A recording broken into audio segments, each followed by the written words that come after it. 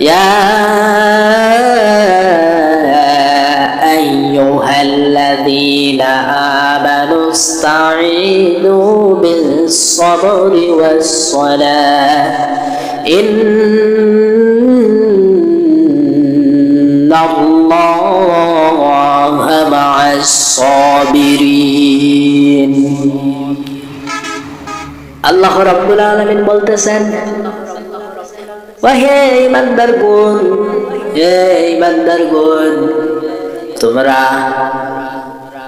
আমি আল্লাহর কাছে ধৈর্য এবং নামাজের মাধ্যমে সাহায্য চাও। আমি আল্লাহ তোমাদেরকে যে রোগটা দিয়েছি, আমি আল্লাহ তোমাদেরকে যে অসুস্থতা দিয়েছি, আমি আল্লাহ তোমাদেরকে বড় বড় ছোট ছোট রোগ দিয়েছি। এই রোগ থেকে যদি বাঁচতে চাও তাহলে আমি আল্লাহর প্রতি ভরসা রাখো। ভরসা রাখবে তো রাখবেই, এবং ধৈর্য ধরতে হবে। ধৈর্য ধরে এবং নামাজের মাধ্যমে আমি আল্লাহর কাছে সাহায্য প্রার্থনা করো। তোমাদের যত অসুখ বিসুখ রয়েছে সব অসুখ বিসুখ আমি দূর করে দেব। বলেন সুবহানাল্লাহ, সুবহানাল্লাহ, সুবহানাল্লাহ। এই জন্য রোগ বিমার বালা মুসিবত যখন হবে তখন যারা ইন্নাল্লাহা মা'আস সাবিরিন, নিশ্চয় যারা ধৈর্য ধারণ করবে আল্লাহ রাব্বুল আলামিন তাদের সাথে থাকবেন। সুবহানাল্লাহ, সুবহানাল্লাহ। এই জন্য নিরাশ হওয়া যাবে না। বিপদ আসবে, বালা মুসিবত আসবে, রোগ বিমার দিবে, ছোট ছোট রোগ বিমার দিবে, হতাশ হওয়া যাবে না। বড় বড় রোগ বিমার দিবে, হতাশ হওয়া যাবে না। এগুলো যখন দিবে বান্দাদেরকে ভালোবাসেন, এই জন্যই আল্লাহ রাব্বুল আলামিন এই রোগগুলো দেন। বান্দাদেরকে পছন্দ করেন, ভালোবাসেন, এই জন্য রোগগুলো দেন। এটা আল্লাহু সুবহানাহু ওয়া তাআলা ফি কালামিহিল মাজিদ ওয়া ফি ফুরকানিহিল হামিদ। আউযু বিল্লাহি মিনাশ শাইতানির রাজিম। বিসমিল্লাহির রহমানির রহিম।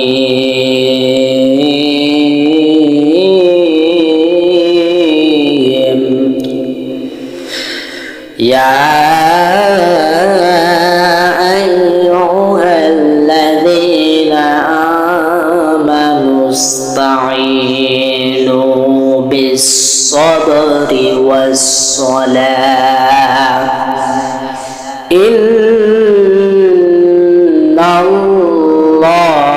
ইন্নাল্লাহা মা'আস-সাবিরিন। وقال الله سبحانه وتعالى إن الله وملائكته يصلون على النبي يا أيها الذين آمنوا صلوا عليه وسلموا تسليما اللهم صل على محمد وعلى آل محمد كما صليت على إبراهيم وعلى آل إبراهيم إنك حميد مجيد اللهم بارك على محمد وعلى آل محمد كما باركت على إبراهيم وعلى آل إبراهيم إنك حميد مجيد الحمد لله আল্লাহ রাব্বুল আলামিনের প্রতি আমরা সকলে কৃতজ্ঞতা জানাচ্ছি। জয় মহান রব্বুল আলামিন আমাদের সকলকে সাইয়্যিদুল আইয়াম পবিত্র জুমার দিনে আল্লাহর ঘর মসজিদে সকলকে উপস্থিত করেছেন। সকালে আমরা দিল অন্তর স্তর থেকে কালিমাতু শুকরিয়া আদায় করছি আলহামদুলিল্লাহ। লক্ষ কোটি কোটি দরুদ সালাম বর্ষিত হোক মানবতার নেতা মুহাম্মদ সাল্লাল্লাহু আলাইহি ওয়াসাল্লামের উপর। সম্মানিত আমার ভাইয়েরা, আজকে আমরা যে সৈয়দুল আইয়াম এই পবিত্র জুমাতে যে আলোচ্য বিষয়টা আমাদের থাকছে, যে আমরা আমাদের বিপদ আপদ লেগে থাকলে আমরা একমাত্র আল্লাহ রাব্বুল আলামিনের প্রতি ভরসা রাখব। ভরসা রাখলে কেমন পরিণতি হয় সে বিষয়ে একটু আলোচনা করব ইনশাআল্লাহ। আল্লাহ আমাদের সকলকে আমল করার তৌফিক দান করুন, বলেন আমিন। আমি পেছনে জায়গা না হইলে একটু চেপে চেপে আসলে ভালো হয়। চেপে চেপে আসেন। উপরে সিঁড়ি আছে, আপনারা যান উপরে, যান উপরে জায়গা আছে। হুজুর আপনি আসবেন বলে লোকজন, আমি আসবো বলে এই মিডিয়ায় দেখছে, দেখে এর লাগছে এর এক কপাল। হ্যাঁ, উপরে উপরে পাঠাই দেন, উপরে পাঠাই দেন। যান তো একটু যান।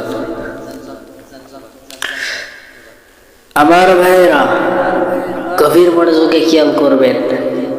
আল্লাহ রাব্বুল আলামিনের প্রতি ভরসা রাখা লাগবে। রোগ বালা মুসিবত বান্দাদের হবে, এটাই স্বাভাবিক।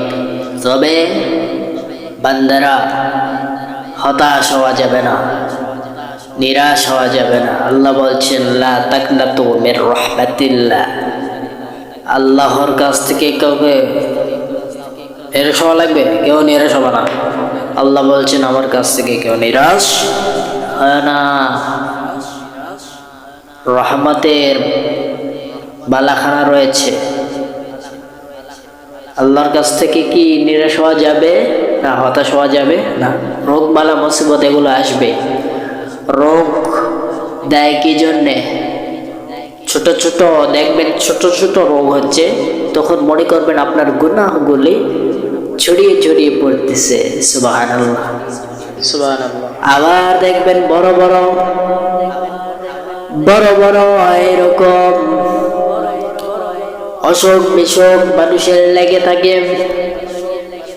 বড় বড় অসুখ বিসুখ মানুষের লেগে থাকে। এগুলো দেন আল্লাহ যাতে করে বান্দার যে পরিমাণ গুনাহ হয়েছে ওই গুনাহগুলি ধুয়ে মুছে দেন। সুবহানাল্লাহ, সুবহানাল্লাহ। আস্তে কোন এটা আবার যায় কি বাড়িতে বলবেন নাকি?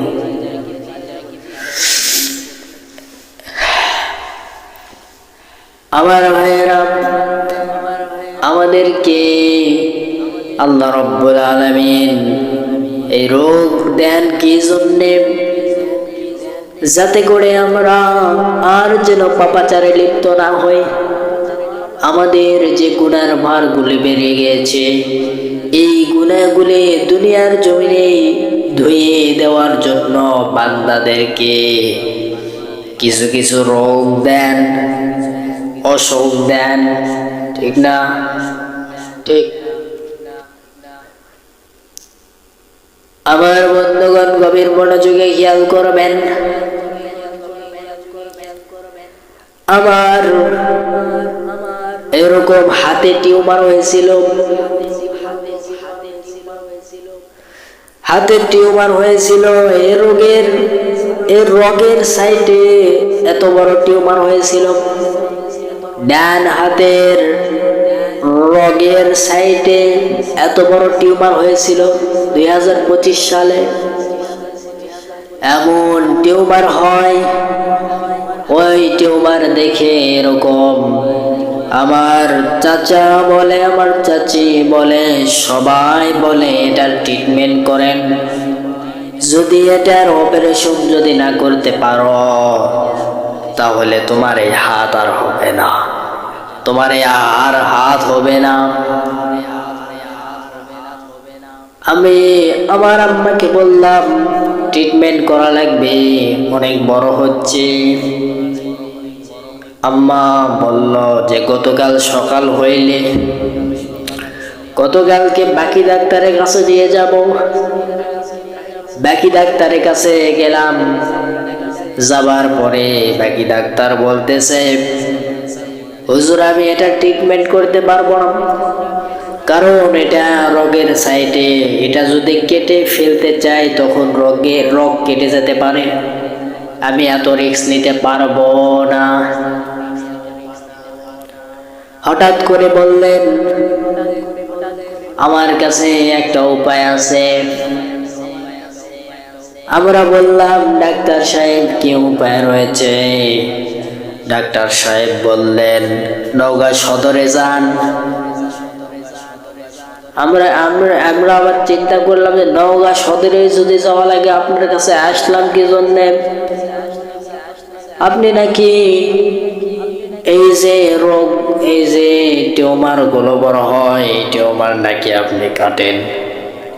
আজকে কাটতে পারলেন না কেন? জব দিয়ে দিলেন। আমি চিন্তা করতে করতে এমন হয়ে গেলাম, হঠাৎ করে বাসায় চলে আসলাম। আসার পরে চাই নামাজ বিছিয়ে দিলাম। সবাই বলতেছে, পাড়া প্রতিবেশী সবাই বলতেছে, এই টিউমারের যদি চিকিৎসা না করতে পারো, পরবর্তীতে হাত দিয়ে কাজকর্ম করতে পারবে না। চিকিৎসা না করলে সমস্যা দেখা দিবে, তুমি দ্রুত এটার চিকিৎসা নাও। চিকিৎসা তো নিতে গেলাম, যাবার পরে ডাক্তার জব দিয়ে দিল, এদিকে সদর হাসপাতালে যাবার বলল। আমি বললাম সদর হাসপাতালে যাওয়ার দরকার নাই, আম্মাকে বললাম চলো।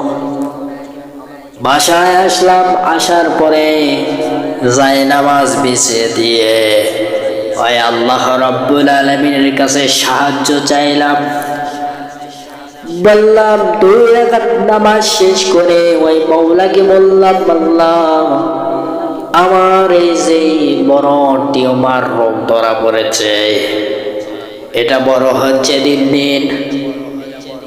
সবাই বলেছে এটা ট্রিটমেন্ট করতে হবে, না করলে আমি নাকি হাত দিয়ে কাজকর্ম করতে পারবো না।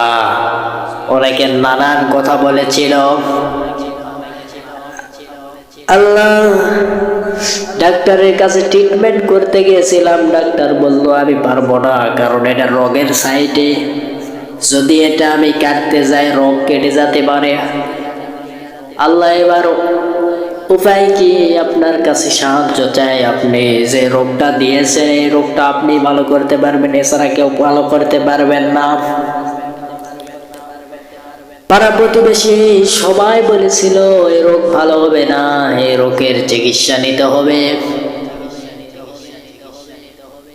মাসখানেক গেল, হঠাৎ কয়েক মাসখানেক গেল, যাবার পরে এরকম এই যে আল্লাহ এমন একটা আমাকে নলেজ আমার ব্রেনের ভিতর ঢুকাইয়া দিল, অনেক তুমি এমন কাজ করো, 5 ওয়াক্ত নামাজ জামাতের সাথে আদায় করো। তুমি আমাকে 5 ওয়াক্ত নামাজে আমাকে সেজদা দাও।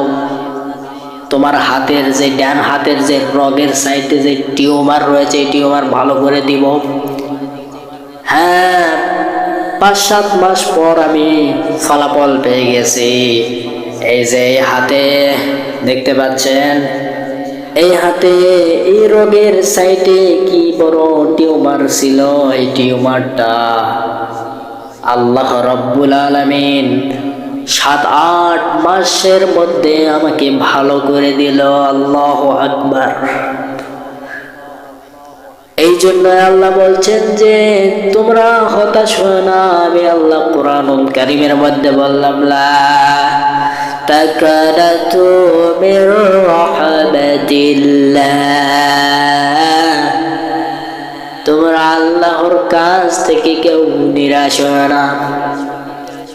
ও দুনিয়ার মানুষেরা, ও বাইতুল আমানের মুসলমান ভাইয়েরা, বাইতুল আমান যাবে মসজিদের মুসলমান ভাইয়েরা, কেউ আল্লাহর পক্ষ থেকে নিরাশ হয় না, হতাশ হয় না। ভরসা রাখতে হবে আল্লাহর কাছে, আল্লাহর প্রতি ভরসা রাখা লাগবে। এই জন্যই আল্লাহ কুরআনুল কারীমের মধ্যে সুন্দর করে জানায়া দিচ্ছেন, ইয়া আইয়ুহাল্লাযীনা আমানুস্তাঈনু বিস-সাবরি ওয়াস-সালাহ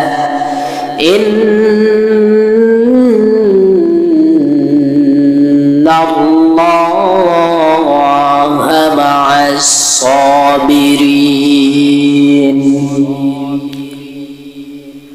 আল্লাহ রাব্বুল আলামিন বলতেছেন, ওহে ঈমানদারগণ, হে ঈমানদারগণ, তোমরা আমি আল্লাহর কাছে ধৈর্য এবং নামাজের মাধ্যমে সাহায্য চাও। আমি আল্লাহ তোমাদেরকে যে রোগটা দিয়েছি, আমি আল্লাহ তোমাদেরকে যে অসুস্থতা দিয়েছি, আমি আল্লাহ তোমাদেরকে বড় বড় ছোট ছোট রোগ দিয়েছি। এই রোগ থেকে যদি বাঁচতে চাও, তাহলে আমি আল্লাহর প্রতি ভরসা রাখো। ভরসা রাখবে তো রাখবেই, এবং ধৈর্য ধরতে হবে। ধৈর্য ধরে এবং নামাজের মাধ্যমে আমি আল্লাহর কাছে সাহায্য প্রার্থনা করো। তোমাদের যত অসুখ বিসুখ রয়েছে, সব অসুখ বিসুখ আমি দূর করে দেব। বলেন সুবহানাল্লাহ, সুবহানাল্লাহ, সুবহানাল্লাহ। এই জন্য রোগ বিমার বালা মুসিবত যখন হবে, তখন যারা ইন্নাল্লাহা মা'আস-সাবিরিন, নিশ্চয় যারা ধৈর্য ধারণ করবে, আল্লাহ রাব্বুল আলামিন তাদের সাথে থাকবেন। সুবহানাল্লাহ, সুবহানাল্লাহ। এই জন্য নিরাশ হওয়া যাবে না। বিপদ আসবে, বালা মুসিবত আসবে, রোগ বিমার দিবে, ছোট ছোট রোগ বিমার দিবে, হতাশ হওয়া যাবে না। বড় বড় রোগ বিমার দিবে, হতাশ হওয়া যাবে না। এগুলো যখন দিবে, বান্দাদেরকে ভালোবাসেন, এই জন্যই আল্লাহ রাব্বুল আলামিন এই রোগগুলো দেন। বান্দাদেরকে পছন্দ করেন, ভালোবাসেন, এই জন্য রোগগুলো দেন। এটা দুইটা সিস্টেমে নিতে পারবেন। আল্লাহ যাদেরকে ভালোবাসেন তাদেরকে রোগ দেন, আল্লাহ যাদেরকে ভালোবাসেন তাদেরকে বিপদে ফেলান। এরপরে আরেক সিস্টেম আছে, আল্লাহ যারা দুনিয়ার জমিনে অনেক গুনাহগাতা করে ফেলছে, এই গুনাহগাতার জন্য তাদের হাতে পায়ের কামাই মানে কি অসুখ আল্লাহ ঢেলে দেন। কি জন্যে? ভালোর জন্য দেন, যাতে করে বান্দার এমন গুনাহ হয়েছে, দুনিয়ার জমিনে পাহাড় পরিমাণ গুনাহ করে ফেলছে, গুনাহর কোনো সীমা নাই, সংখ্যা নাই, সমুদ্রের ফেনা পর্যন্ত গুনাহ করে ফেলছে। এই গুনার বোঝা কমানোর জন্য বান্দাদেরকে এই রোগ বিমার কিছু কিছু দেন, যাতে করে বান্দার গুনাহর পরিমাপ যেন আস্তে আস্তে কমে যায়। সুবহানাল্লাহ, সুবহানাল্লাহ। অনেকে বলে আল্লাহ শুধু হামাকি পায়, অন্য কাকি পায় না, অসুখ ঢেলা দিবে লাগিছে। আসেনি? এমন আসেনি? আসেনি? আছে, আছে, আছে, প্রচুর আছে। বলে না? অবশ্যই বলে।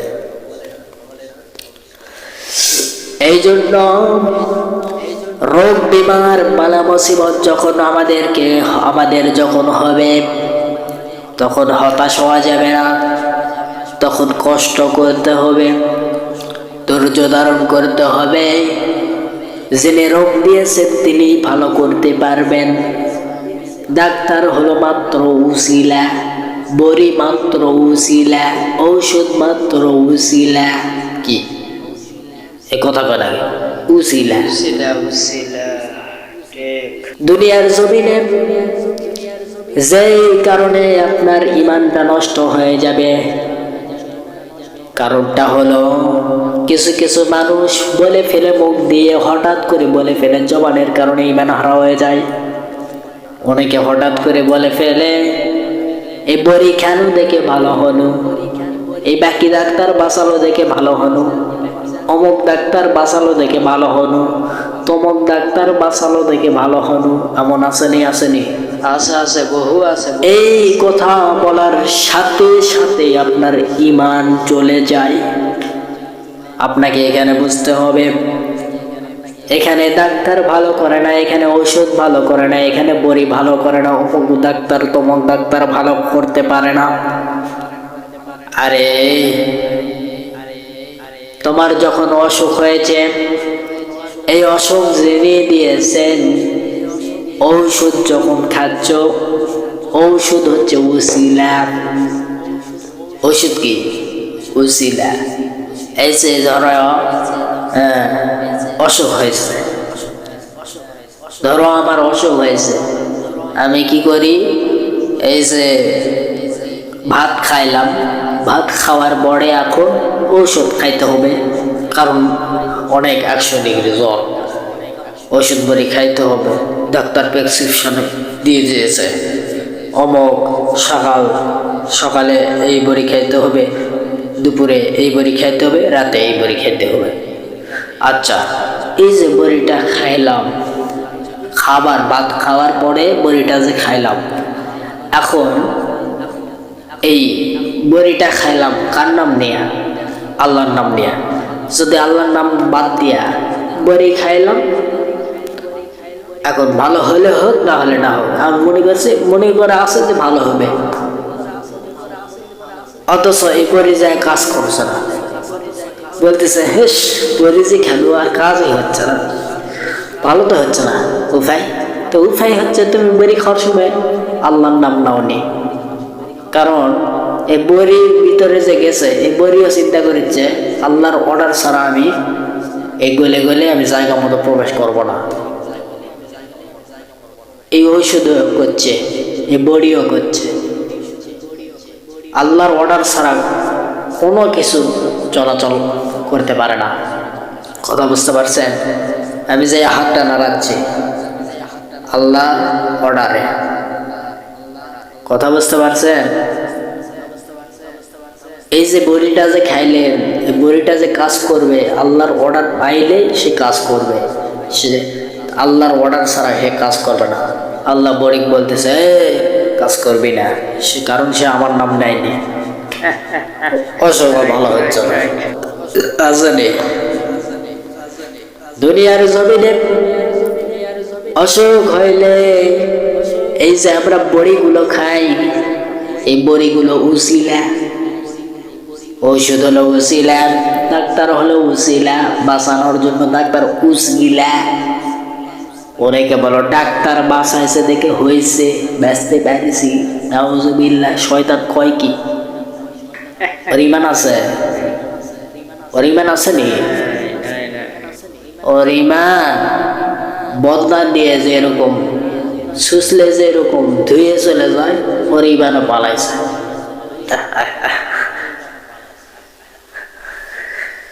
এই জন্য ঈমানও চলে যায় অনেক সময়, এই জন্য সাবধান আমার ভাইরা।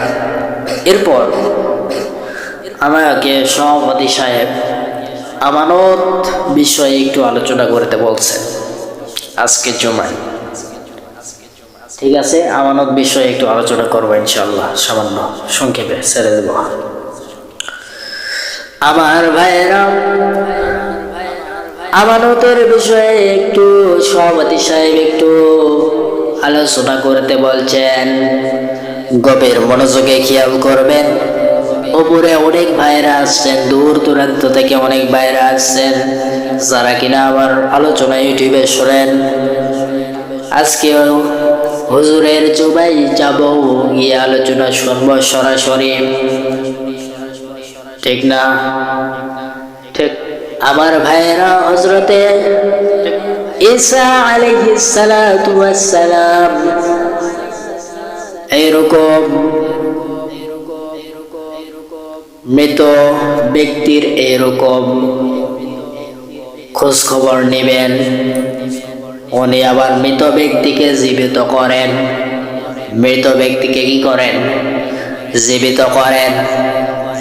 হযরত ঈসা আলাইহিস সালাতু ওয়াস সালাম চলে গেলেন কবরে। যাবার পরে কবর থেকে ওই লাশটা উঠে এলেন, কবরবাসীকে জীবিত করলেন। জীবিত হইয়া সাদা কাফনের এরকম মাটিগুলো লেগে আছে। হঠাৎ করে মাটিগুলো এরকম ঝাড়তিছে কবর থেকে ওঠার পরে। এমত অবস্থায় হযরত ঈসা আলাইহিস সালাতু ওয়াস সালাম এরকম ওই মৃত ব্যক্তিকে জীবিত করার পরে তাকে জিজ্ঞেস করলেন, তোমার কি অবস্থা? বলতেছে, আজ থেকে 40টা বছর কবরে রইলাম। 40টা বছর আমার কবরে আমার আযাব হচ্ছে। হযরত ঈসা আলাইহিস সালাতু ওয়াস সালাম এরকম বললেন, কি জন্য হচ্ছে? ওই মৃত ব্যক্তিকে জীবিত করার পরে ওই ব্যক্তিকে বলতেছে, কি জন্য 40টা বছর কবরে আযাব হচ্ছে? ওই জীবিত হওয়ার পরে ওই ব্যক্তি বললেন, আমি দুনিয়ার জমিনে এরকম মানুষের খড়ি নিয়ে এরকম এক বাসা থেকে আর এক বাসায় নিয়ে যাচ্ছিলাম, বহন করি। হঠাৎ করে আমার দাঁতে এরকম মাংসের টুকরা বাড়ছে। হঠাৎ করে দাঁত খিলন করা লাগবে। ওই খড়ির বোঝা থেকে এরকম সামান্য একটা এরকম খিলন নিছিলাম। নেওয়ার পরে এরকম দাঁত খিলন করছিলাম। গাড়িটা পাশে রেখে এরকম দাঁত খিলন করছিলাম। করার সময় এরকম এই যে দাঁতের এইরকম খিলন করতে করতে হঠাৎ করে ওইটা ফেলে দিয়েছিলাম।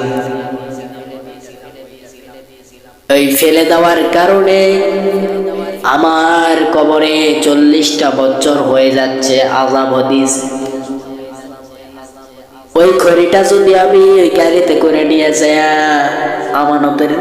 আমানত রেখে দিতাম, তাহলে আজকে আযাব হইতো না।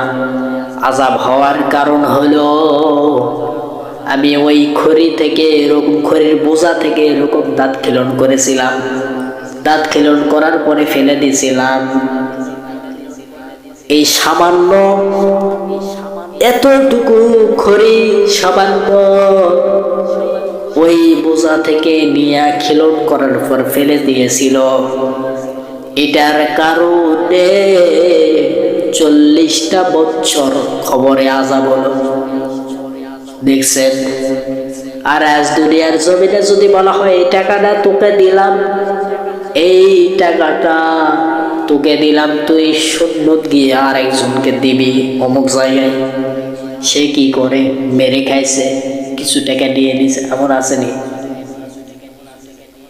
আমানতের খেয়ানত করে, ঠিক নেই? এমন আসেনি? নাই গো? অবশ্যই আছে। সাবধান হয়ে যান।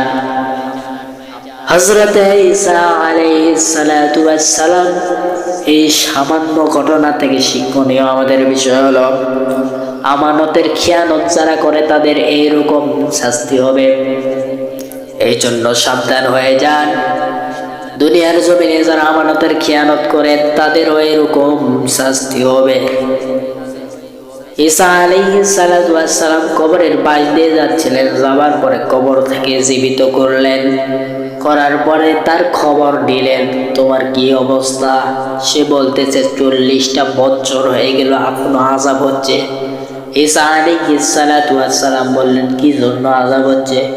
বলতেছে আমার আযাব হওয়ার কারণ হলো এই যে আমি গাড়ি করে খড়ির বোঝা নিয়ে গেছিলাম, যাবার পরে এরকম পথে দাঁত খেলন করেছিলাম, খেলন করে ওইটা ফেলে দিয়ে চলে গেছিলাম।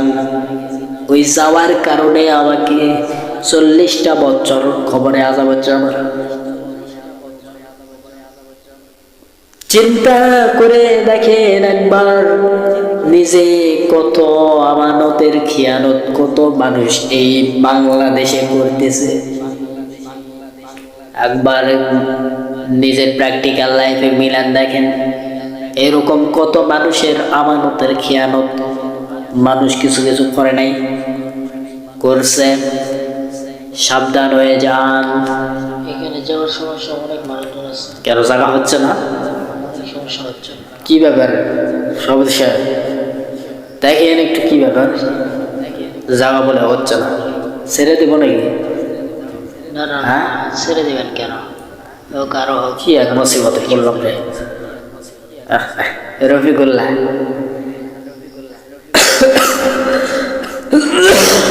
এই জন্য আমার ভাইরা আজকে 2টা বিষয় নিয়ে আলোচনা তুলে ধরেছিলাম। 2টা, কয়টা? 2টা। আরো আওয়াজ তুলে দিয়ে বলেন কয়টা? 2টা বিষয়। 1 নাম্বার হলো দুনিয়ার জমিনে রোগ বিমার আল্লাহ দিবে ভালোবাসা। এই রোগ বিমার দিবে ভালোবাসার খাতিরে।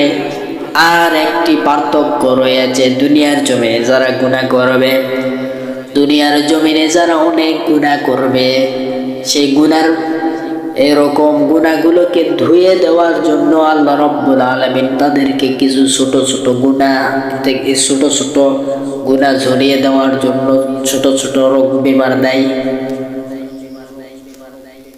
আরেকটি বিষয় আমানতের খেয়ানত আছে নি? আছে। বলে যে তোমাকে টাকা দিলাম, তুমি দিয়ে দিও আমার ফ্রেন্ডকে। তো বলতেছে না ঠিক আছে দেবো নি। এমন এক জায়গায় গেছে, যাওয়ার পরে 20 টাকা 5 টাকা মেরে খেয়েছে। আমার আছে নি? সম্মানিত আমার ভাইয়েরা যারা দূর থেকে আসছেন, আমি তাদেরকে বলবো শুধু আলোচনা শুনলে চলবে না, শুনবেন তো শুনবেন, মানাও লাগবে, আমল করা লাগবে। অনেক দূর দূরান্ত থেকে আসছেন, অনেকে তো চাইলেই পারতেন ভিডিও লাইভ দেখার জন্য, তাও দেখতেছে না কেন?